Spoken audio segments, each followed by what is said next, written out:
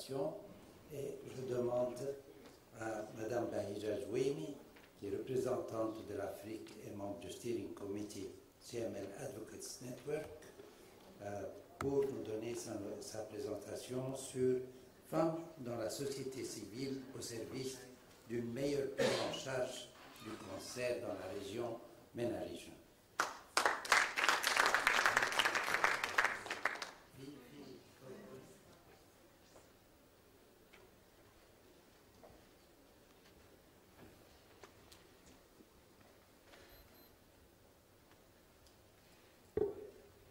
Juste pour gagner du temps, bonjour.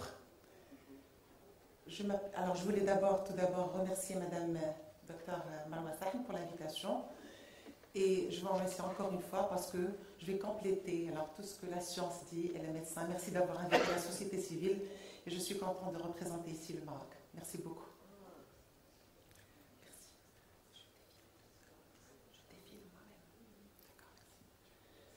Donc, permettez-moi de me présenter. Je suis Bahija Jouimi, diplômée de l'École normale supérieure d'enseignement technique au Maroc, mariée, 3 enfants, et j'enseigne. Donc, je suis touchée par tous les témoignages des personnes qui travaillent dans le secteur de l'éducation. Alors, ma vie en 2002 a pris un autre cours. Alors, je découvre que je suis atteinte d'un cancer, d'une leucémie. Donc, bien sûr, ce mot veut dire lent, parce que c'est-à-dire même si on a un niveau d'instruction élevé, même si on est bien entouré, même si on a le soutien, c'est des émotions négatives.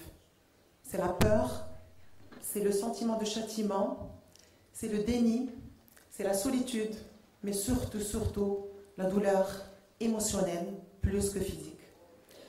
Donc, je croyais que ça n'arrivait qu'aux autres, que moi j'étais privilégiée, je ne serais jamais atteinte d'un cancer. Alors que c'est faux. Quand il s'agit du cancer, nous sommes tous concernés. Société civile, société médicale, instances, ministère, etc.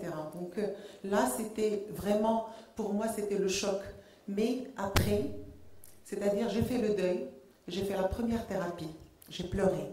J'ai fait le deuil et je me suis dit, avec un peu de recul, heureusement, il faut que je sois quand même, que j'ai la gratitude, heureusement que je suis instruite, que j'ai une prise en charge, j'ai un mari merveilleux qui m'a soutenue, qui ne m'a pas laissée, alors que j'ai vu ces histoires-là dans les hôpitaux, dans les salles d'attente. Et ça m'a pris du temps pour découvrir que le mal a aussi du bon. Donc, ce que j'ai découvert, c'est que le cancer était une chose, mais ce qui est autour du cancer, c'est autre chose. Ce sont les autres cancers. C'est la solitude, c'est la pauvreté, c'est l'ignorance, c'est l'analphabétisation, non accès, il n'y a pas d'accès au traitement.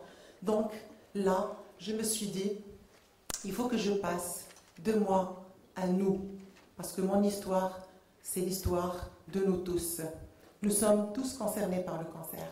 Donc ce passage doux envers moi pour penser aux autres, pour penser à toutes ces femmes qui n'ont pas l'accès aux soins, toutes ces femmes abandonnées sur leur lit d'hôpitaux pour la simple raison qu'elles sont malades, alors que parfois la maladie est vraiment, c'est-à-dire quelque chose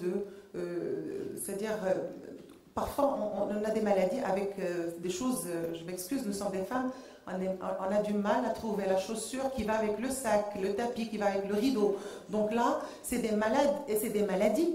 À vrai dire, nous sommes quelque part malades dans un moment de notre vie. Donc moi, j'estimais que j'ai accumulé des expériences, que je suis instruite, comme je vous ai dit, et puis que je peux aider ma communauté, que je peux aider ces milliers de femmes qui souffrent dans le silence, qui sont abandonnées, livrées à leur sort, pour la simple raison qu'elles étaient atteintes d'un cancer. Alors aussi que c'était mon devoir envers la société, parce que j'estime que celui qui vit pour lui, il vit pour lui et il vit peu. Mais celui qui vit pour tout le monde, il vit longtemps.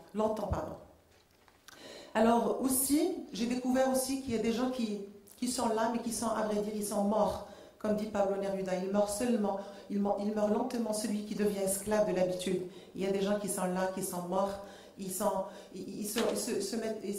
rendent même pas compte. Donc moi, je me suis dit, là, je vais essayer de combler la lacune et que mon cancer est une occasion pour redresser les choses, pour revoir la vie autrement, que je mette mes habits, que je vis au jour le jour, que j'aide ma société, mais surtout, surtout, être la voix de celles et ceux qui n'ont pas de voix. Alors, permettez-moi...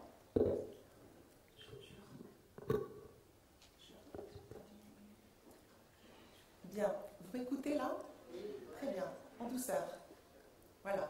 Alors là, permettez-moi de vous présenter quelques chiffres, parce que j'ai commencé par là, par l'apprentissage. Je me suis dit, si je veux servir ma communauté, ma société, je dois d'abord m'éduquer moi-même. Je dois d'abord mûrir, apprendre et connaître ce que c'est le cancer. Alors le cancer en chiffres, nous avons 10 millions de personnes qui ont développé un cancer à travers le monde entier.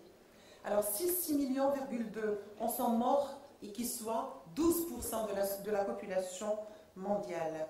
Alors bien sûr, le cancer est devenu maintenant un enjeu, c'est-à-dire de santé publique à l'échelle planétaire. Alors tout le monde est touché par le cancer, quel que soit le sexe, quel que soit l'âge, quel que soit le niveau ou bien les niveaux socio-économiques. En Afrique, 840 000 nouveaux cas et 600 000 décès en Afrique. Bien sûr, ces chiffres sont sous-évalués. Pourquoi? Parce qu'on n'a pas de ressources, on n'a pas de statistiques qui sont fiables en Afrique et dans la région du MENA. Bien sûr, cette fréquence du cancer pourrait augmenter de 50% avec 20 millions de nouveaux cas par an en 2020 et 10 millions de morts à cause du tabagisme et de l'adoption de modes de vie qui sont malsains.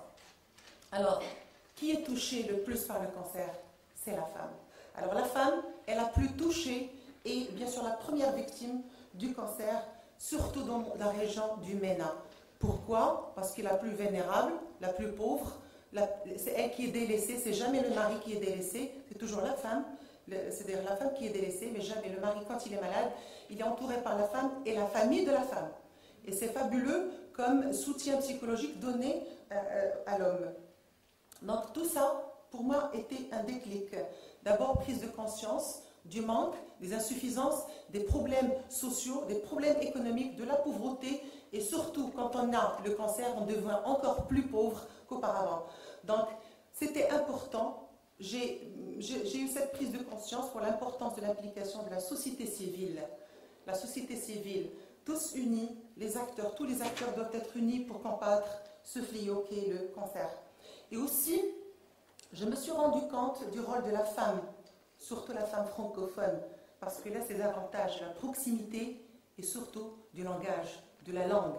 Donc, et je me suis rendu compte aussi que les clés de tout changement, quel que soit, c'est l'éducation et l'information. On a peur du cancer parce qu'on ne le connaît pas. On ne sait pas comment s'y faire devant une situation, devant le diagnostic, etc. Donc moi, je suis reconnaissante pour deux choses.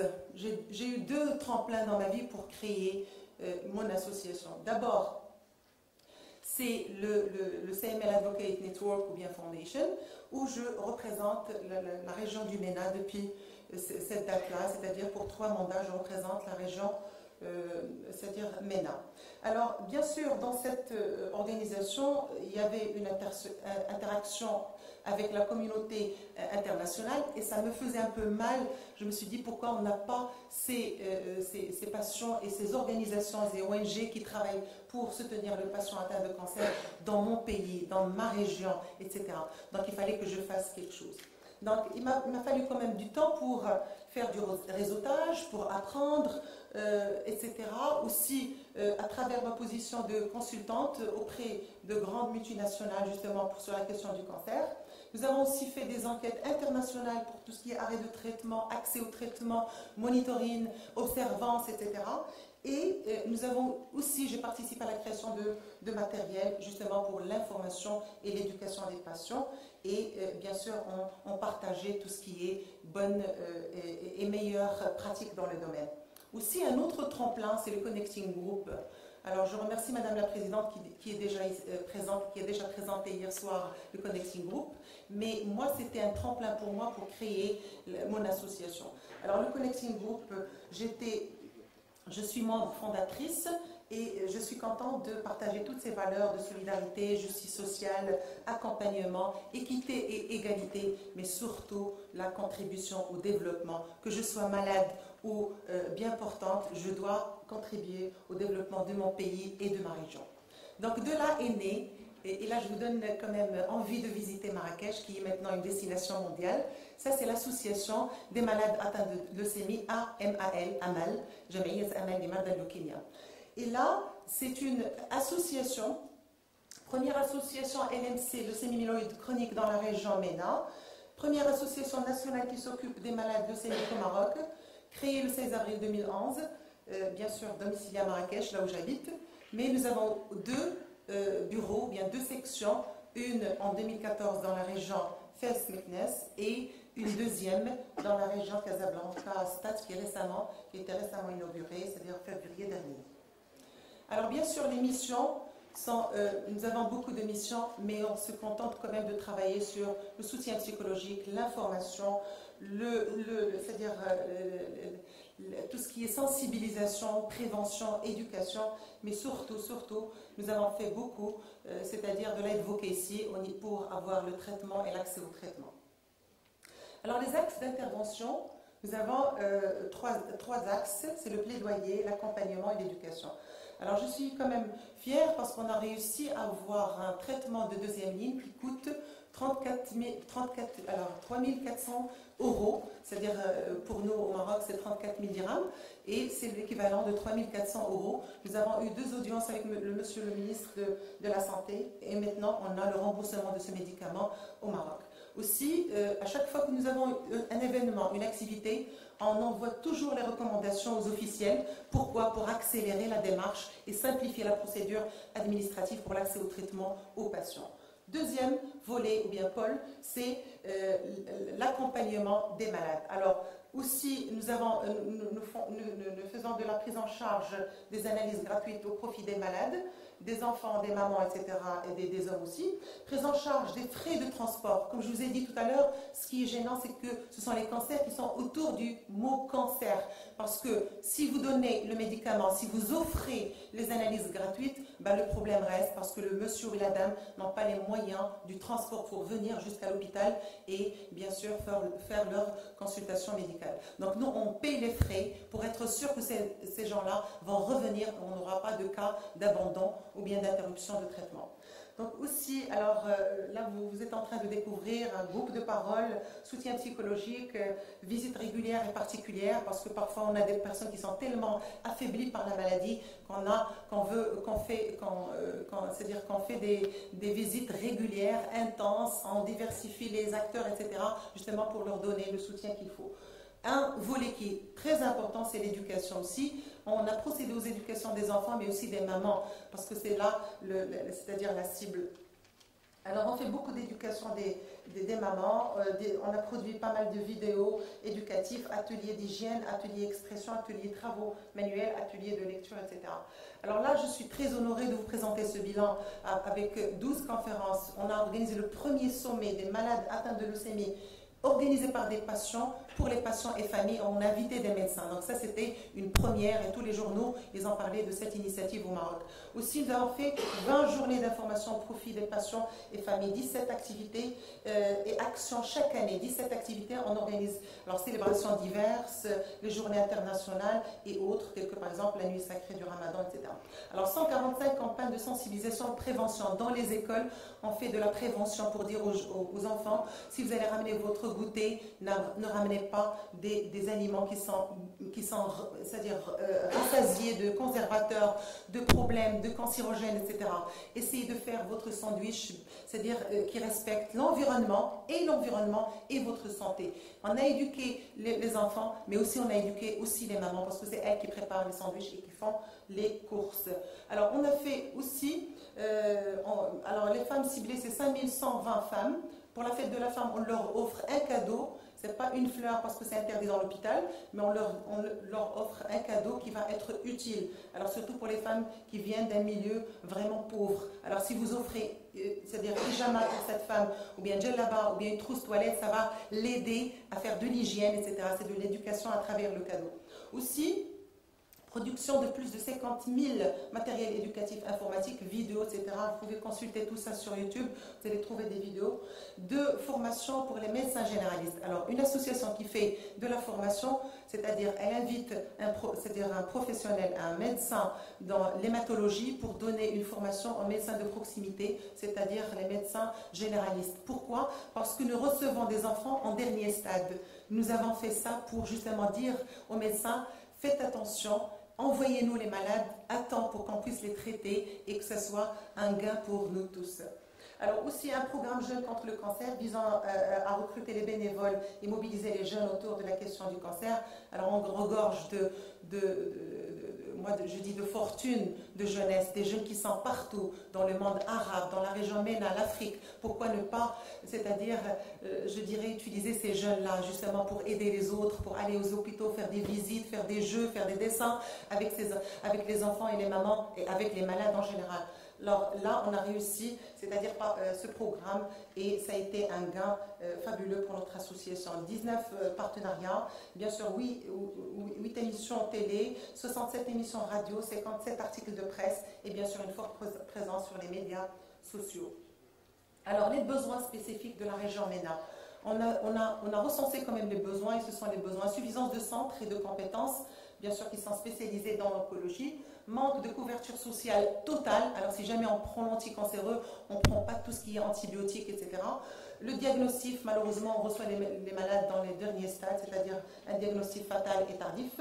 On a beaucoup de taux d'abandon, interruption du traitement en raison du coût élevé des médicaments, problème de centralisation de bureaucratie, alors tout est centralisé dans une région, il faut partir à la capitale ou bien la capitale économique pour avoir des soins ou bien pour avoir les meilleures compétences, pas de sensibilisation au cancer. Et surtout, quand je dis pas de sensibilisation, nous on est en train de travailler au Maroc pour insérer des programmes éducatifs dans les manuels scolaires pour justement avoir la sensibilisation sur le cancer.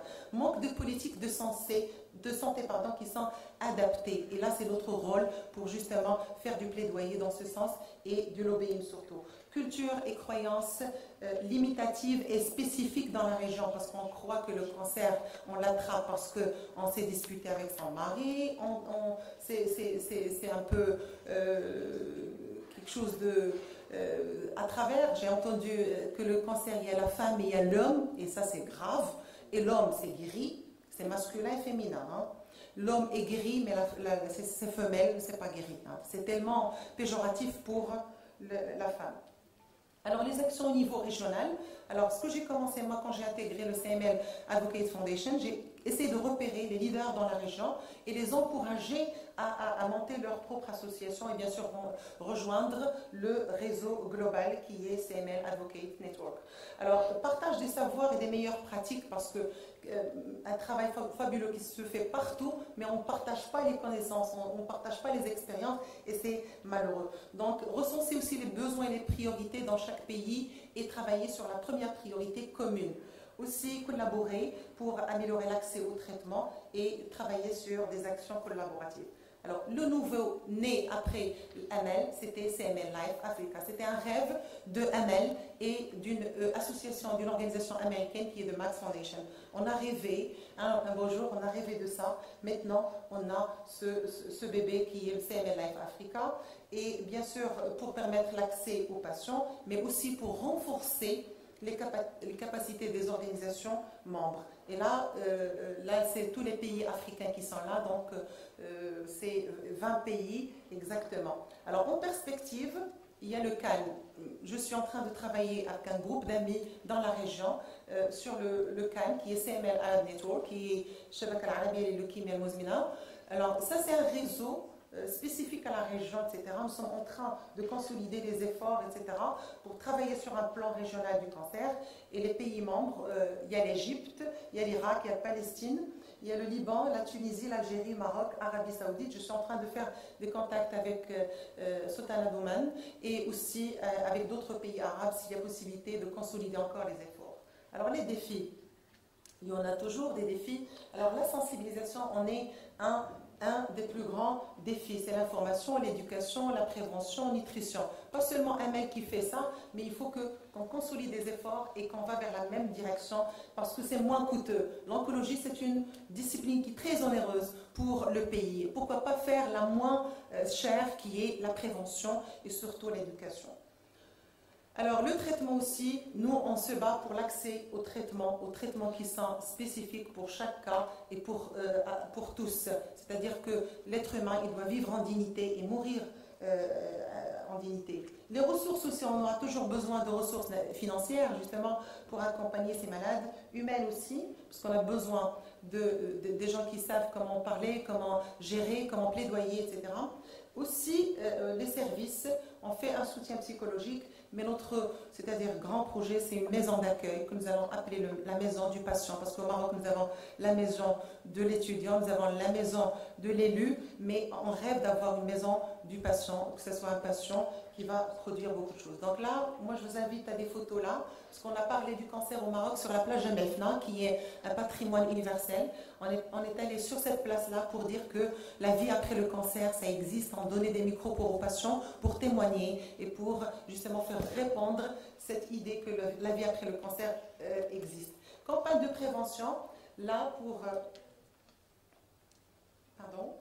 là c'est des campagnes de prévention dans les écoles avec un quiz, avec aussi des pauses santé ou bien des pauses fruits au lieu de faire des pauses thé ou bien des pauses café.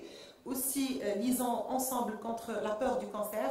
Donc, on faisait des lectures et des séances de lecture dans les écoles, dans les hôpitaux. La journée de la femme, comme je vous ai dit, alors les femmes qui bénéficiaires de nos services. Et la formation, les deux formations que nous avons fait, nos programmes Jeunes contre le cancer, donc on est sollicité par les universités, par les écoles, par les lycées pour présenter justement le programme Jeunes contre le cancer. Une présence au niveau de la presse, Dieu merci, et une présence à l'échelle internationale. Je suis certaine que, c'est-à-dire que ce soit l'homme ou bien la femme, il faut qu'on travaille, parce que le seul endroit, le succès, vient après le travail, c'est dans le dictionnaire. Merci, mesdames et messieurs.